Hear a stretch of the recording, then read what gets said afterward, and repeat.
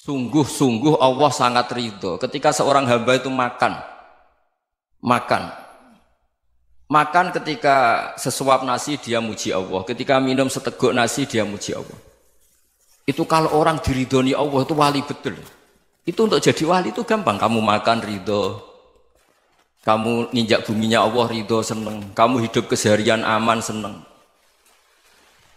Nah ini supaya sampean kita semua ngaji betapa panduan Rasulullah untuk menggapai ridho Allah itu banyak yang keseharian sekali. Saking kesehariannya banyak dalam hadis dan itu sahih. Nabi menyebut hal-hal yang keseharian. Hatta ma tas'alu fi imra'atika, kamu punya uang kemudian istri kamu bisa makan itu ibadah. Bahkan sebagian ibadah itu dicontohkan Nabi yang akhirnya diprotes sahabat. Yaitu wa fi buti ahadikum sedekah, kamu menggauli istri kamu itu ya sedekah. Sampai sahabat bilang yang benar ya Rasulullah. Ayati ahaduna syahwatahu wa huwa lahu ajrun. Masa urusan biologis, urusan syahwat kemudian dia dapat pahala. Nabi menjawab, alai salawadu'aha fi haramin akana alaihi wisrun. Bagaimana kalau dia meletakkan ke yang tidak benar itu kan dosa.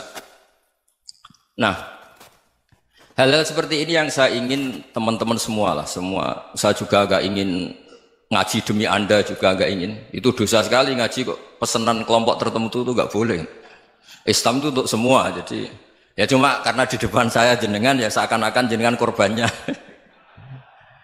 Itu ada ilmunya dalam usul fikih itu. Jadi orang itu harus ngaji usul fikih. Nama yang disebut, mungkin Mas Sufyan masih ingat zaman ngaji usul fikih. Nama yang disebut itu tidak jaminan sebagai prioritas perintah. Jadi misalnya gini, kebetulan yang di depan Nabi itu Abu Dzar. Nabi ya bilang, ya Abu Dzarin ini uhibbuka misalnya, atau ya Mu'ad ini uhibbuka, atau ya Abu Hurairah ini uhibbuka misalnya. Banyaklah riwayat yang Nabi nyebut ya Abu Dzarin, ya Mu'ad, ya Abu Hurairah.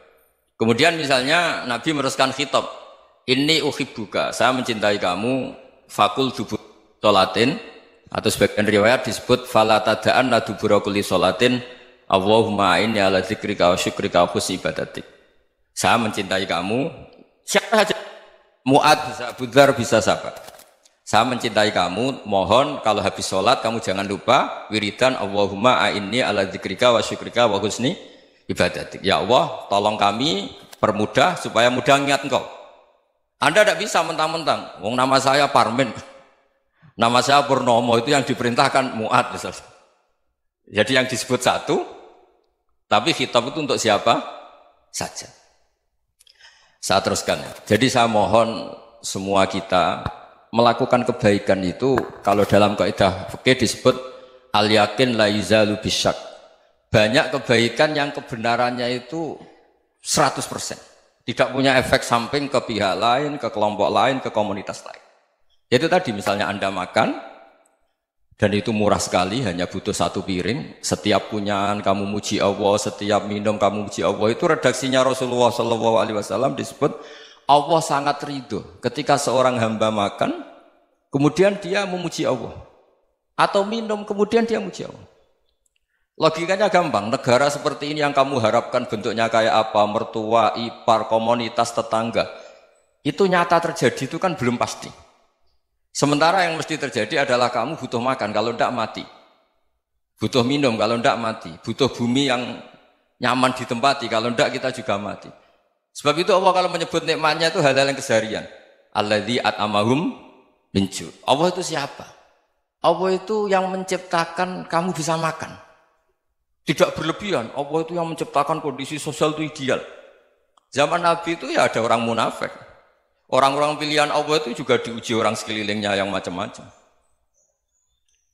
Semua diuji sesuai konteks zaman dan waktu. Nah, tapi ada ibadah-ibadah yang selalu disarankan Nabi. Sampai Nabi itu pernah ditanya, ayul islami khairun ya Rasulullah, Islam terbaik itu gimana? Jawaban Nabi itu unik. It'amut to'am. Islam terbaik itu ya makan-makan, santai-santai. Ketika Allah menyebut beberapa kebaikan, falak tahamal aqobah, wa ma adrokan apa? Mal aqobah. Terusannya apa? Fakku raqobah. Terusannya apa? Au it'amun fi yaumin di masubah. Ya, itu acara makan-makan itu juga Islam. Kenapa? Ya bayangkan kalau tidak ada makanan, kita mati kan? Kondisi sosial tidak ideal itu Anda masih gak apa-apa. Tapi kalau Anda tidak makan, Anda tidak minum, Kamu punya istri cerewet masih bisa hidup, punya mertua cerewet masih bisa hidup. Tapi kalau tidak makan bisa mati. Berarti penting mana istri sama makan? Penting mana? Makan. Semoga istri Anda dengar. Nanti kamu disuruh makan tapi pulang deh. Itu kalau dibahasakan makan masih memahami. Penting mana nasi satu piring dengan istri. Nggak ada nasi mati, nggak ada istri belum mati. Penting mana? Gak berani jawab kan? Nah, ternyata Anda ada garang kan di depan istri. Jadi saya mohonlah, mungkin Mas Sufyan Sauri tadi yang bisa bantu lah. Teman-teman tuh ngaji yang keseharian saja. Karena kita nyari ridho Allah itu berdasar firman Allah. Dan firman Allah itu menyebut keseharian tuh riang, gampang. Yaitu tadi misalnya wa min ayatihi manamukum billaili wan nahar. Termasuk ayat-ayat Allah itu kamu tidur. Maka dulu itu ada guyonan, ada tokoh Mu'tazilah, kelompok dalam Islam yang berpikir manusia itu bisa menentukan ikhtiarnya sendiri. Karena saya bisa duduk, ingin berdiri, berdiri. Karena kelompok ini nggak terima kalau semua kehendak Allah, nanti bagaimana kalau semua kehendak Allah kok ada hisab ya, ada sanksi. Lucunya itu, dia akhirnya, ini cerita ya, mencintai seorang perempuan, cantik sekali. Dan itu dia menjadi ahli sunnah itu oleh hal-hal yang sepele. Karena istrinya cantik, ya namanya suami istri itu hubungan intim. Terus ditanya, Mas, masih ingin lagi? Masih. Silahkan diulang lagi. Wah ya tidak bisa. Katanya manusia bisa menentukan yang diinginkan. Itu tobat itu. Itu nggak bisa ditobatkan Mas Sufyan Ats-Tsauri. Orang cantik yang mudah nobatkan orang itu orang cantik. Segampang itu. Akhirnya kita tahu, makanya kalau dalam kitab Hikam itu disebut al-akil mayyakul madza yaf'alu wa hubi wal ghafil mayyakul madza af'al. Orang yang punya akal karena sadar ini wilayah Allah, semua milik Tuhan. Itu dia tiap hari berpikir, besok Allah akan melakukan apa terhadap dunia ini. Kamu merencanakan suatu mau plesir, ternyata gempa. Mau wisata ke Rusia, ternyata perang. Kamu tidak pernah tahu apa yang akan terjadi besok. Wa ma tadri nafsum madza taksibu ghadan. Tapi anda semua kita ini sering punya jadwal permanen. Makanya saya kalau diundang siapa saja, bisa takdir. Yang jelas Gus ini acara penting. Ya masih acara penting nak pangeran ngersakno piye? Kowe ape dadi pangeran, kamu kok mau jadi Tuhan? Itu kadang ya kiai. Penting Gus acara ini jenengan harus memastikan bisa. Loh kamu itu yang ngajarin tauhid, sesuatu itu biadillah kok bilang-bilang apa pasti. Kalau maksa terus tak tobatkan kamu kata saya. Ya kalau gitu Gus bilang insya Allah. Wah itu hati saya, fisik saya, roh saya sudah bilang insya Allah. Tidak usah kamu latih kata saya. Nah hal-hal tauhid keseharian itu gampang sebetulnya. Wal ghafil yaqulu madza af'al. Tapi orang yang lupa Allah dia setiap hari bilang besok apa? Kita bisa melakukan apa? Seakan-akan dia itu aktor, dia penting, dia subjek permanen, dia. Padahal kita ini hanya objek kehendak Allah Subhanahu wa taala. Karena kita yakin sesuatu yang terjadi di alam raya ini kita tidak bisa apa-apa. Makanya saya sering ngaji, sering bilang saya, ketika Anda mensifati Allah, Dia yang menghidupkan. Sudah itu tanamkan, sehingga ketika kita mati, santai saja. Kenapa santai?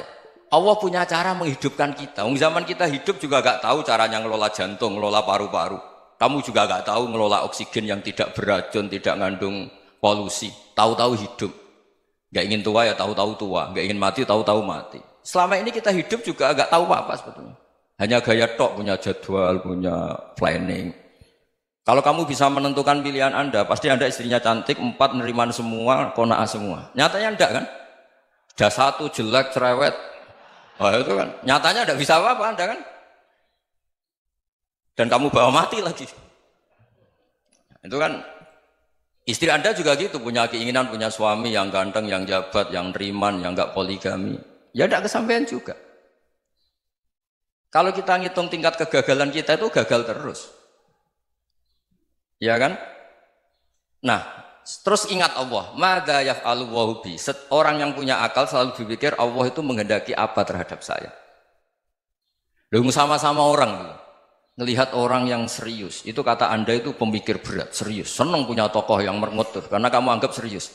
Tapi sebagian orang anggap orang yang serius itu wong merengut, wong masam, wong muka kok ditekuk. Jadi sama itu hati ya muqallibal qulub tsabbit qalbi ala dini karena kita enggak tahu cara berpikir kita tentang orang lain, tentang sekeliling kita. Misalnya kita orang baik yang jenis ngrumat fakir miskin. Ada orang bangun masjid mewah itu janggal. Apa artinya masjid mewah kalau banyak orang kelaparan? Tapi kalau yang jenis pendidikan apa artinya masjid mewah kalau tidak bisa ngaji? Nanti yang jenis infrastruktur apa artinya ini kalau semuanya punya sudut pandang yang berbeda-beda. Dan Islam mengapresiasi semua kebaikan. Tapi katakan semua kebaikan itu adalah kehendak Allah Subhanahu wa taala. Karena apapun baik Anda itu pakai fasilitas yang diberikan oleh Allah Subhanahu wa taala. Sehingga ini yang disebut kulillah sumadarhum fi khawdihim yal'abun. Ya kembali tadi ke tema-tema bahwa keseharian Anda ini sudah Islami. Saat Anda tidak bisa melakukan apa saja. Saya sering ada jenazah, biasanya kalau tetangga meninggal saya sering disuruh ngelepas. Saya bilang orang ini baik karena sering ngelamun di rumah, sering nganggur di rumah. Ditanya sama anaknya, kenapa Gus nganggur baik? Ya kalau dia nganggur artinya juga agak berbuat sesuatu yang maksiat kan? Ya kan? Orang nganggur di rumahnya ya tidak bunuh orang, tidak maling, tidak korupsi, ya namanya nganggur di rumah. Lah cuma istri cara pandang nganggur gak menghasilkan uang itu. Tapi juga gak menghasilkan kriminal kan? Jadi sebenarnya Islam itu makanya kalau sampai ngaji usul fikih itu ada kitab usul fikih namanya Lubul Usul, itu terkenal sekali di pesantren itu. Itu kalau ngapresiasi keseharian itu luar biasa.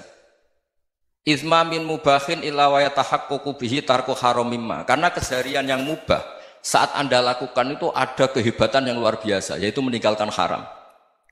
Makanya dulu banyak orang-orang alim ketemu temannya itu guyon sampai semalaman.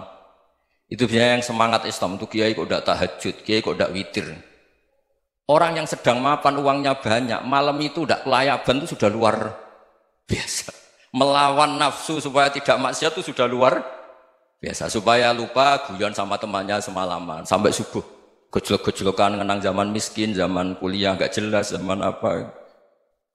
Melihatnya jangan tarkut tahajud. Seperti ini meninggalkan tahajud, tapi meninggalnya ini talkul muharramat. Jadi kayak apa hebatnya? Sehingga Imam Ghazali punya riwayat yang agak unik. Hatta takuna ibadatu akhiri hadil ummah iku an-naum. Sehingga suatu saat ibadah terbaik umat ini itu tidur. Itu kan riwayat kontroversi. Ketika Imam Ghazali tanya, kenapa iya? Kenapa kamu mulai keluar dari rumah itu sudah banyak maksiat? Melihat perempuan yang enggak mahram, melihat fenomena. Tapi kalau kamu tidur itu enggak melihat apa-apa. Tapi juga kamu jangan nganggap tidur itu ibadah betul. Saatnya melakukan fardu ain malah masih tidur. Tapi itu sudut pandang yang menjadikan kita Islam itu gampang. Jadi saat Anda tidak bisa aktivitas apa-apa, misalnya ada beberapa orang yang lumpuh. Lumpuh itu memang nggak bisa Jumatan, nggak bisa ibadah, tapi dia juga nggak bisa maksiat. Tidur itu memang Anda saat itu tidak bisa tahajud, tidak bisa witir, tapi saat itu ada zina, ada maling, tidak gosipkan orang, tidak bully orang, tidak menanamkan kebencian, tidak hasud. Sehingga tidur menurut Allah Ta'ala wa min ayatihi manamukum billaili apa? Wan-nahar. Karena di tidur itu selain ada unsur istirahat, jaga kestamina, juga ada unsur meninggalkan beberapa keburukan. Nah saya mohon ibadah yang keseharian ini kita jaga. Supaya kita semua baca ayat itu fasih. Fasih itu tertanam di hati. Allah itu siapa? Alladzi at'amahum min ju'i wa amanahum min khauf. Dan Allah kalau cerita di Quran itu anna sababnal ma'a sabba thumma syaqaqnal ardhan wa syaqqa fa ambatna fiha habba wa inaba wa qadba wa zaituna wa nakhla wa hadaika hulba. Kamu tahu saya ini siapa kata Allah? Saya ini adalah Tuhan yang menurunkan air. Kemudian ada tanaman banyak. Habba wa inaba wa qadba, ada zaitun, ada tin, kalau orang Jawa mungkin ada tela, ada padi, ada mangga, ada pisang. Sudah. Wa inaba wa zaituna wa nakhla wa hadaika hulba. Ada perkebunan yang lebat. Tujuannya apa? Mata Allahum, silahkan kamu pakai, kamu nikmati. Tapi karena kadang kita ini punya ide-ide besar. Tadi untuk syukur saja nunggu punya istri riman, rumah baik, tetangga baik, komunitas baik, semuanya baik baru syukur. Lama-lama nanti ada di surga, syukurnya nunggu surga paling kelas A. Itu sudah ada yang menghuni Rasulullah, kamu nggak boleh di situ. Masa untuk syukur saja? Repotnya Masya Allah. Jadi mohonlah Quran yang kalau Anda hafalkan juz sama itu kan ada ayat-ayat yang kayak tadi. Ya, fal yang dzuril insanu ila ta'ami. Coba lihat Apa yang kamu makan ya? Dari mana? Dan untuk mempertahankan hidup kamu keseharian. Jadi jangan kira ibadah itu harus membentuk komunitas yang versi Anda. Ibadah itu harus yang hal yang mulu-mulu. Kesehariannya Anda alami. Loh ini saya tidak bikin-bikin. Saya ngaji bukan karena berdasar pesanan. Itu ayat yang saya baca kan betul ada ayatnya kan. Fal yang dzuril insanu ila ta'ami. Anna sobabnal ma'a sobba. Thumma syaqaqnal ardo syaqqa. Fa'ambasna fiha habba wa inabau wa qadba wa zaitunaw wa nakhla wa hadaika ghulba. Terusannya apa? Mata'al lakum. Silakan kamu nikmati. Mata itu silakan kamu nikmati. Ya kayak sampean dikasih hidangan ya makan. Ya sudah makan. Habis makan ya minum. Habis itu ngantuk ya tidur. Ya sudah normal-normal saja. Kayak apa indahnya Islam. Tapi Anda mencari Islam yang gimana lagi? Nah itu yang diajarkan guru-guru kita, diajarkan sanad kita sampai Wali Songo, sampai Rasulullah SAW. Bahwa pada akhirnya ada jihad, ada perang. Itu dulu memang perang, bukan membunuh. Beda. Dulu kita dijajah Belanda ya perang. Dan itu normal karena kita dijajah. Jadi ketika orang lain ingin baik sama kita, wa in ahadum minal musyrikin astajaruka ya fajirhu hatta yasma'a kalam Allah. Kalau mereka ingin baik ya kita baik.